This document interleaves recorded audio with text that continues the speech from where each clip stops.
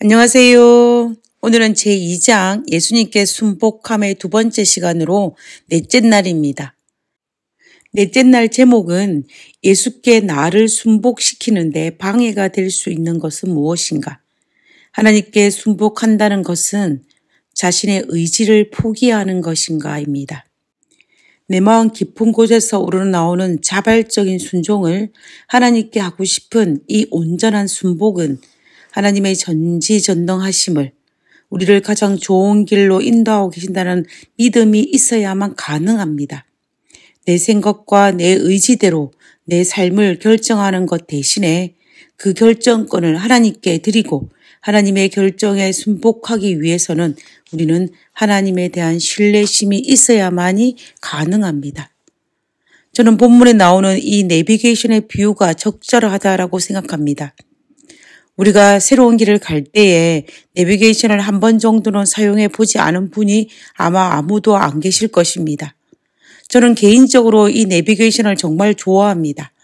시동을 켜고 차를 출발시키기 전에 저는 아는 길이라 할지라도 습관적으로 내비게이션을 목적지를 향하게 출발하도록 작동을 시켜 놓습니다.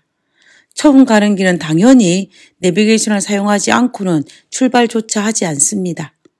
우스갯소리이지만 제가 이렇게 내비게이션을 좋아하다 보니까 어떤 분이 저에게 혹시 집안에서 화장실을 갈 때에도 내비게이션을 사용하느냐라고 웃으면서 저에게 물었던 적이 있습니다. 제가 이렇게 내비게이션을 좋아하는 이유가 있습니다. 가장 큰 이유는 제가 길치라는 사실입니다. 그런데 내비게이션은 저와 반대로 길에 관련돼서는 정말로 똑똑하다는 것입니다. 그러니 내비게이션을 의지하지 않을 수가 없습니다. 저는 내비게이션을 켜지 않으면 불안한 마음이 듭니다. 반대로 내비게이션을 켜고 나면 제 마음에 평안이 찾아옵니다. 그리고 내비게이션은 시시각각으로 바뀌는 길을 눈으로 미리 보여주고 목소리로 알려줍니다. 그리고 혹시 제가 잘못된 길을 가게 되면 요란한 소리를 내면서 바른 길로 갈 수 있도록 알려줍니다. 이러니 제가 내비게이션을 의지하지 않을 수가 없는 것입니다. 하나님은 피조물들의 내비게이션입니다. 우리가 인정하든 인정하지 않든 창조주이신 하나님은 피조물인 우리들의 내비게이션입니다. 하나님은 내 인생의 내비게이션임을 우리는 받아들여야 합니다. 그러기 위해서는 먼저 내 인생의 내비게이션이신 하나님에 대한 인정과 신뢰가 필요합니다. 그러고 나서야 비로소 하나님을 내 인생의 내비게이션으로 받아들일 수가 있습니다. 내 인생의 내비게이션이신 하나님을 잘 활용하기 위해서는 마치 우리가 운전을 하기 전에 내비게이션을 켜고 방향을 설정하고 고속도로를 통해 갈 것인지 아니면 고속도로를 피해서 갈 것인지 그리고 트래픽을 피해 갈 것인지를 정해야 하는 것과 마찬가지로 우리가 하나님께 우리의 생애를 인도하시도록 내 인생을 맡기는 결정을 먼저 해야 합니다. 내 인생의 방향을 재물이나 명예나 주변 사람이 아니라 하나님께 맡기기로 결정을 해야 한다는 소리입니다. 나를 위해 살 것인지 아니면 하나님을 위해 살 것인지를 결정해야 한다는 것입니다. 내 뜻대로 살 것인지 하나님 뜻대로 살 것인지를 하나님께서 주신 나의 의지를 통하여서 결정해야 한다는 것입니다. 하나님께서 우리에게 자유의지를 주셨습니다. 우리에게 주신 이 자유의지를 가장 잘 활용할 수 있는 방법은 하나님의 뜻에 내 인생을 맡기기로 결정을 내리는 것입니다. 차를 운전할 때 믿고 내비게이션이 지시하는 대로 따라가는 것처럼 내 인생을 살아갈 때 내 인생의 내비게이션이신 하나님의 뜻대로 순복해야 하는 것입니다. 우리 하나님은 우리의 기호를, 우리의 개성을, 우리의 취향을 모르시는 분이 아니십니다. 나보다 나를 더 잘 아시고 나보다 나의 행복에 대해서 더 관심이 많으신 분이 바로 그분입니다. 그렇기 때문에 하나님께서 우리를 어디로 인도하시든지 즐겨 순복할 수 있습니다. 하나님께 순복한다는 것이 나의 의지를 포기하는 것이 아닙니다. 오히려 나의 이성을 하나님의 이성과 연결시켜서 순복하는 것이기 때문에 이것은 나의 의지에 의해서 하나님께 순복하는 것입니다. 우리에게 길을 안내하는 내비게이션을 오랫동안 사용해 보신 분들은 한 번 정도는 내비게이션이 잘못 작동되어 낭패를 겪어보신 적이 있으실 것입니다. 저도 그런 경험을 했던 적이 있습니다. 그래서 어떤 이들은 내비게이션을 신뢰하지 못한다라고 생각하면서 내비게이션을 사용하지 않는 분도 봤습니다.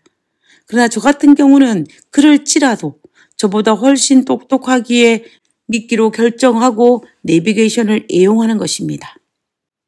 그런데 내 인생의 내비게이션이신 하나님은 그럴 뿐이 아니십니다. 전지전능하시고 무소부재하신 하나님은 우리 인생을 잘못된 길로 인도하실 분이 절대로 아닙니다. 혹 우리가 내 인생의 내비게이션이 인도하는 길로 가기를 거절하고 순간순간 나의 의지대로 나의 판단대로 따라갔기 때문에 잘못된 곳에 도달한 경우들은 많습니다.